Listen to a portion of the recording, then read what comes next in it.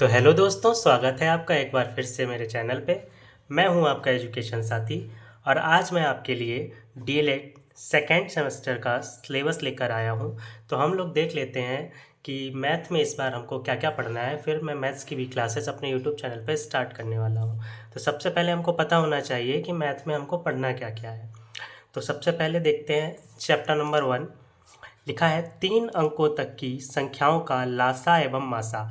तो ये हम लोगों ने डीएलएड फर्स्ट सेमेस्टर में भी पढ़ रखा था कि लासा और मासा, लेकिन वहाँ पर ज़्यादातर जो था वो 2 संख्याओं वाले लासा और मासा हम लोगों ने पढ़ रखे थे।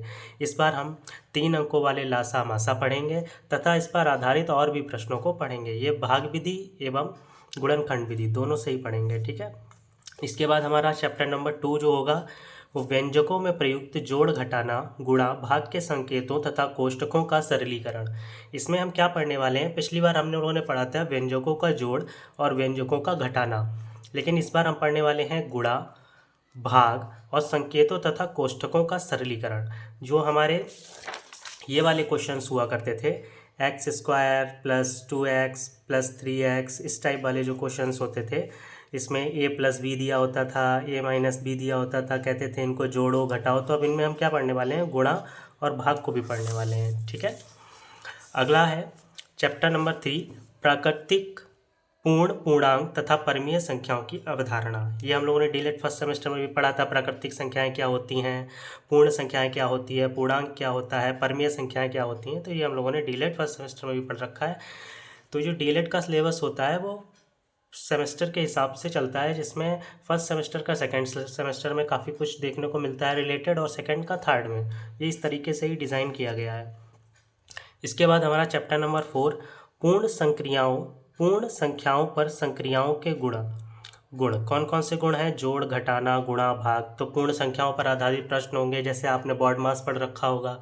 तो बॉड मास पर आधारित प्रश्न होते हैं जिसमें आपको इस तरीके से क्वेश्चंस को दे देते हैं कि 2 है, 2 का स्क्वायर है, प्लस 3 माइनस 4 और एक बड़ा ब्रैकेट दे दिया, इसका सरलीकरण कीजिए। तो इस टाइप के जो क्वेश्चंस होते हैं वो आपके चैप्टर नंबर 4 में आने वाले हैं। इसके बाद आपका चैप्टर नंबर 5 देखिए, पूर्णांक तथा परमीय संख्याओं पर गणितीय संक्रियाएं तथा इनके प्रतिलोम तथा तत्समक, जिसमें योगात्मक प्रतिलोम गुणात्मक प्रतिलोम ये सब आप पढ़ेंगे।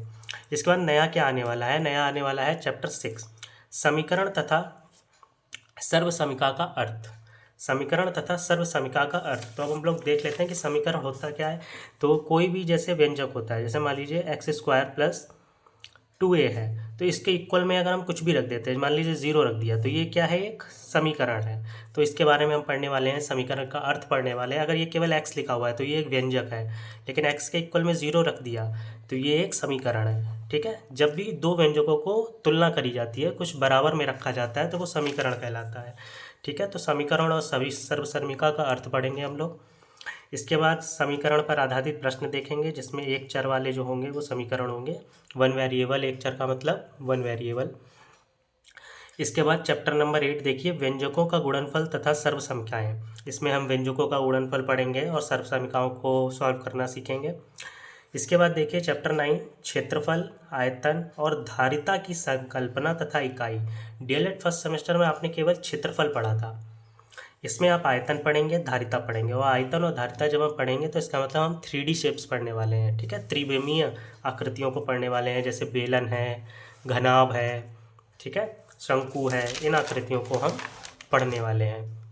इसके बाद ये देखिएगा चैप्टर 10, जिसमें त्रिभुज आयत एवं वर्ग का क्षेत्रफल पढ़ेंगे, ठीक है। चैप्टर नंबर 11, अवर्गीकृत आंकड़ों की बारंबारता बंटन तथा आंकड़ों का आयत चित्र द्वारा प्रदर्शन एवं निष्कर्ष निकालना। इसमें हम क्या पढ़ने वाले हैं, इसमें हम वही माध्यिका बारंबारता मध्यमान एवं आयत चित्र के बारे में पढ़ने वाले हैं, ठीक है। चैप्टर नंबर 12 देखेंगे, सर्वांग समता तथा समरूपता। तो सर्वांग समता और समरूपता के बारे में भी इसमें हमको पढ़ना है। इसमें शेप्स आती हैं, आपको कुछ शेप्स दे दी जाएंगी, उनमें सर्वांग समता और समरूपता बतानी होती है। ऐसे ही चैप्टर 13 देखिए, त्रिभुज के संदर्भ में सर्वांग समता की शर्तें। तो इसमें किस प्रकार के प्रश्न पूछे जाते हैं, जैसे वो आपको 2 त्रिभुज दे देंगे। मान लीजिए आपको एक त्रिभुज ये दे दिया और एक त्रिभुज ये दे दिया।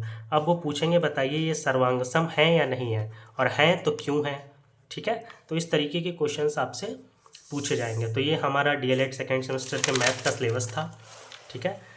इसकी पीडीएफ जो है वो आपको टेलीग्राम चैनल पर मिल जाएगी। टेलीग्राम चैनल ज्वाइन करने के लिए हमारे बायो में लिंक है चैनल के, तो वहाँ से जाके आप टेलीग्राम चैनल को ज्वाइन कर सकते हैं। इसकी क्लासेस जल्दी ही आपके चैनल पर स्टार्ट होने वाली हैं, और ऐसी और वीडियोज़ के लिए मेरे चैनल को सब्सक्राइब करें। धन्यवाद।